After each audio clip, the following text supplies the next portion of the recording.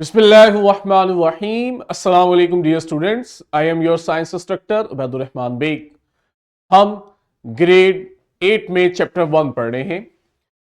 हमारा आज का बी लिफ्ट 1.4 है, जिसमें हम एसएलओ में पढ़ेंगे कि किस तरह से एनर्जी फ्लो होती है इकोसिस्टम में फ्रॉम प्रोड्यूसर्स टू कंज्यूमर। और यह भी एनर्जी का फ्लो कंप्लीट नहीं होता बल्कि पार्टली होता है। मुझे उम्मीद है आप सब बच्चे क्लास में ब्रिजिंग एक्टिविटी कर चुके हैं। हमारा आज का फोकस है energy flow in the ecosystem. बच्चों, आपने हमेशा याद रखना है कि इकोसिस्टम में जब दो ऑर्गेनिजम्स में या मल्टीपल ऑर्गेनिज्म में एनर्जी फ्लो होता है तो इसकी डायरेक्शन हमेशा प्रोड्यूसर से कंज्यूमर्स की तरफ होती है।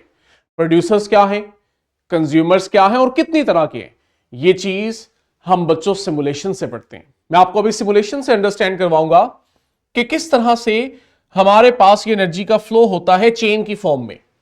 सबसे पहले तो आप देखें, हमारे पास हमें यहां लीफ दिखाया हुआ है जो प्लांट को रिप्रेजेंट कर रहा है, जो प्रोड्यूसर है। अच्छा, प्रोड्यूसर क्या है? एक्चुअली तो जब हम इकोसिस्टम में एनर्जी का फ्लो पढ़ते हैं तो हमें सबसे पहले देखना पड़ता है कि ये एनर्जी का सोर्स क्या है।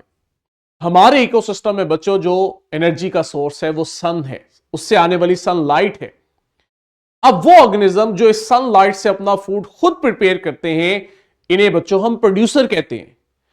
हर ऑर्गेनिज्म अपना फूड खुद प्रिपेयर नहीं कर सकते, इसीलिए हम देखते हैं कि बहुत सारे ऑर्गेनिज्म दूसरे ऑर्गेनिजम्स को फूड के तौर पे यूज करते हैं। हमारे वो ऑर्गेनिज्म जो प्रोड्यूसर्स को फूड सोर्स के तौर पे यूज करते हैं बच्चे, इन्हें हम प्राइमरी कंज्यूमर कहते हैं। और प्राइमरी कंज्यूमर्स को हम हर्बीवोर्स भी बोलते हैं।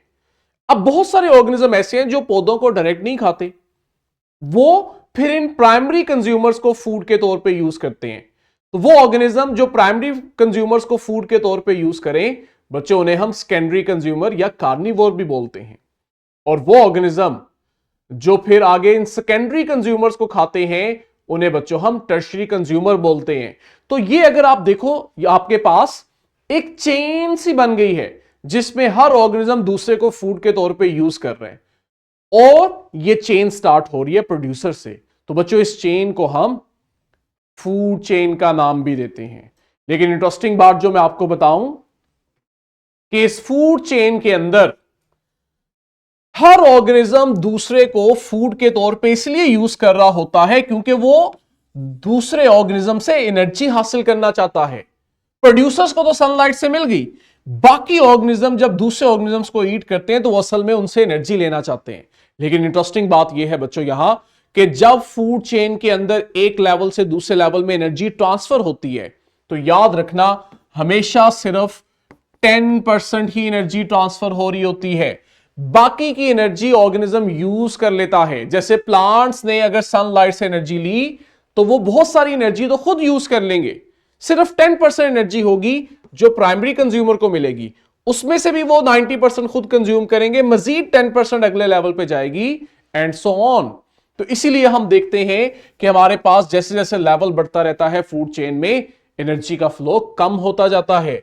और हर ऑर्गेनिज्म जो एनर्जी ले रहा होता है उसे अपनी बॉडी में होने वाले डिफरेंट फंक्शंस जैसे मूवमेंट, ग्रोथ, रिप्रोडक्शन के तौर पे यूज करते हैं। और बहुत सारी एनर्जी तो हमारी बॉडी से हीट की फॉर्म में लॉस भी हो जाती है।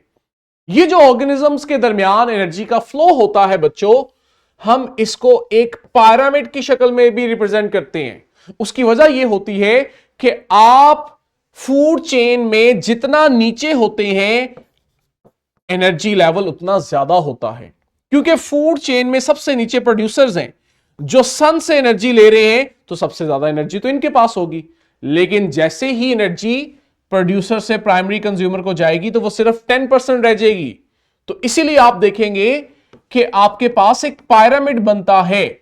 जैसे जैसे लेवल ऊपर बढ़ रहा है पिरामिड नैरो होता जा रहा है, लेकिन जैसे जैसे हम पिरामिड के बॉटम की तरफ आते हैं पिरामिड ब्रॉड होता जा रहा है। तो पिरामिड का ब्रॉड होना हमें बता रहा है यहां पे एनर्जी ज्यादा है, और पिरामिड का नैरो होना टॉप से यह हमें बता रहा है यहां तक तो एनर्जी बहुत कम गई है। यही चीज बच्चों हम अपनी किताब में भी देख रहे हैं। और यह जो पिरामिड बनता है इसको हम एनर्जी पिरामिड कहते हैं, जो बॉटम में हाईएस्ट एनर्जी शो करता है और टॉप के ऊपर वहां पे एनर्जी मिनिमम हो जाती है। मुझे उम्मीद है कि सिमुलेशन से हमारा लेक्चर अंडरस्टैंड करना बड़ा आसान हो गया। हमारे पास मजीद इस लेक्चर को बेहतर याद रखने के लिए फॉर्मेटिव चेक है, जिसे आप अपनी किताब से भी और प्रैक्टिस बुक से भी कर सकते हैं, बी लिफ्ट 1.4 से। और मजीद थ्राइव के थ्रू हम घर से भी आज के टॉपिक को मजीद अच्छे से अंडरस्टैंड कर सकते हैं, याद कर सकते हैं। कल यहीं से बच्चों कंटिन्यू करेंगे। टिल देन, अल्लाह हाफिज।